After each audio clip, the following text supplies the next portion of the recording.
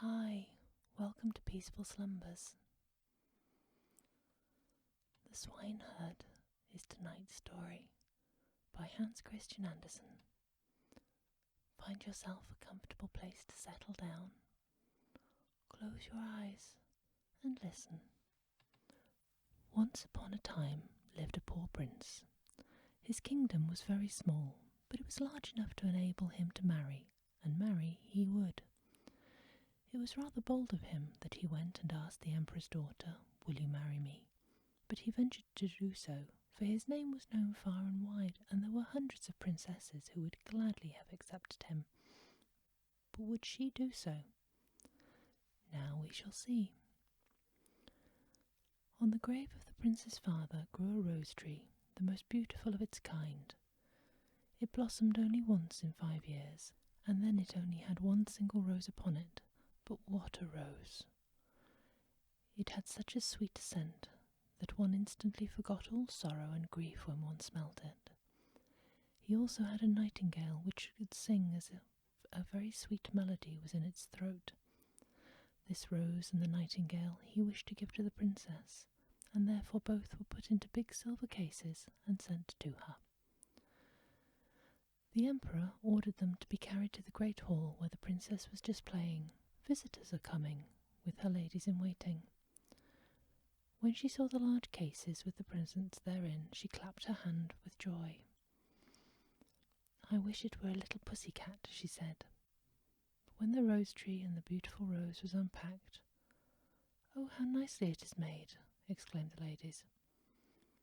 "It is more than nice," said the emperor. "It is charming."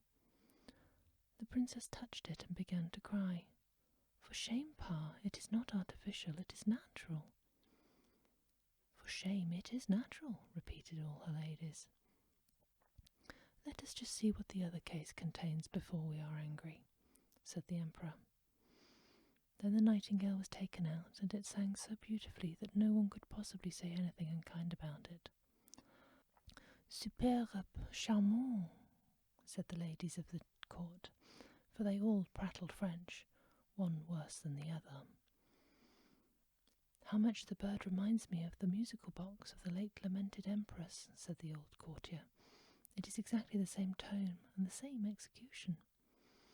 "You are right," said the emperor, and began to cry like a little child. "I hope it is not natural," said the princess. "Yes, certainly it is natural," replied those who brought the presents. "Then let it fly," said the princess, and refused to see the prince.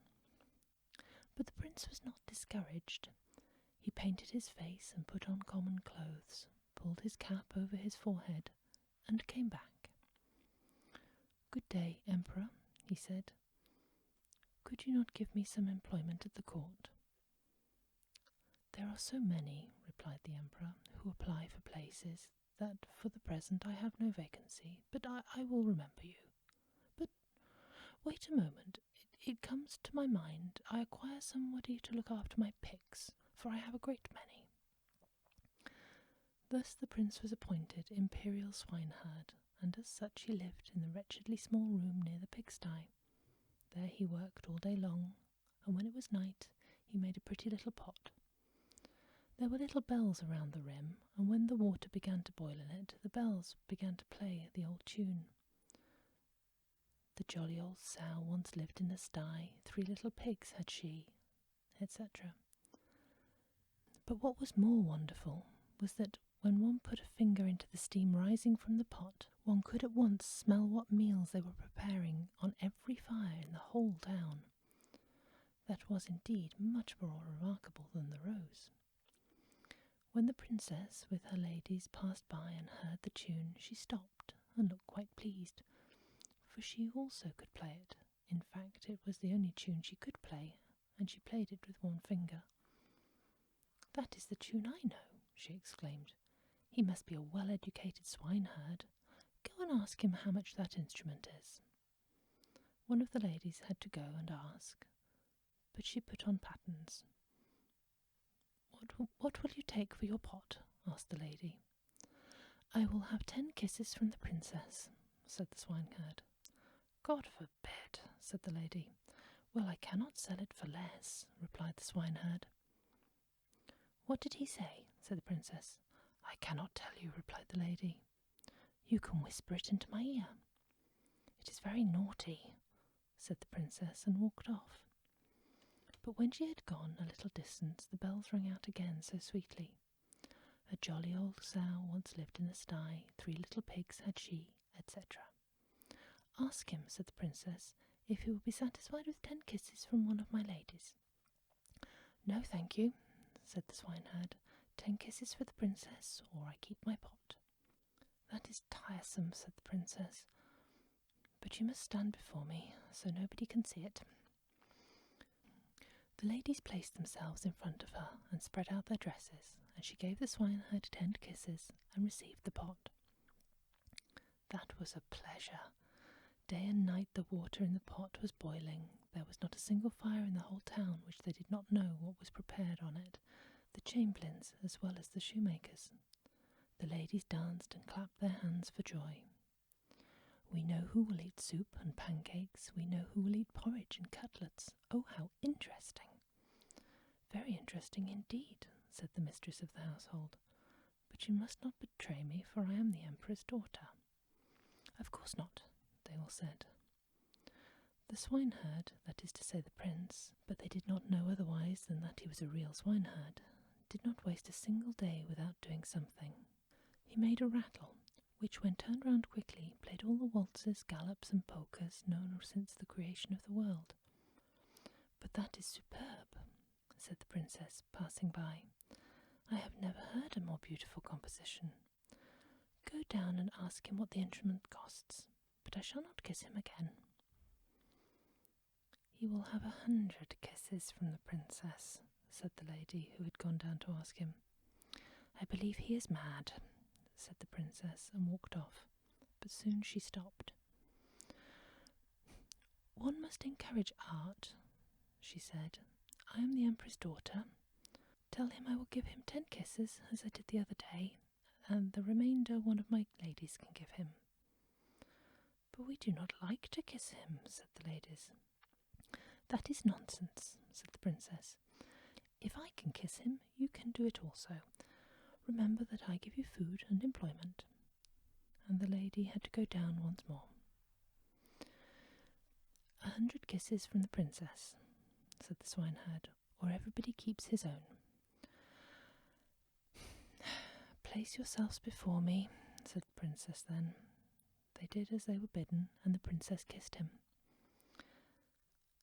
"I wonder what the crowd near the pigsty means," said the emperor, who had come out from his balcony.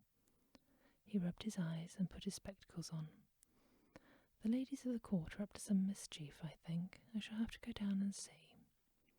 He pulled up his shoes, for they were down at the heels, and he went very quickly about it. When he came down into the courtyard, he walked quite softly, and the ladies were so busily engaged in counting the kisses that all should be fair that they did not notice the emperor. He raised himself on tiptoe. "What does this mean?" he said, when he saw that his daughter was kissing the swineherd, and then hit their heads with the shoe just as the swineherd received the 68th kiss. "Go out of my sight," said the emperor, for he was very angry, and both the princess and the swineherd were banished from the empire. There she stood and cried. The swineherd scolded her, and the rain came down in torrents. "Alas, unfortunate creature that I am," said the princess. "I wish I had accepted the prince. Oh, how wretched I am." The swineherd went behind a tree, wiped his face, threw off his poor attire, and stepped forth in his princely garments. He looked so beautiful that the princess could not help bowing to him. "I have now learnt to despise you," he said. "You refused an honest prince.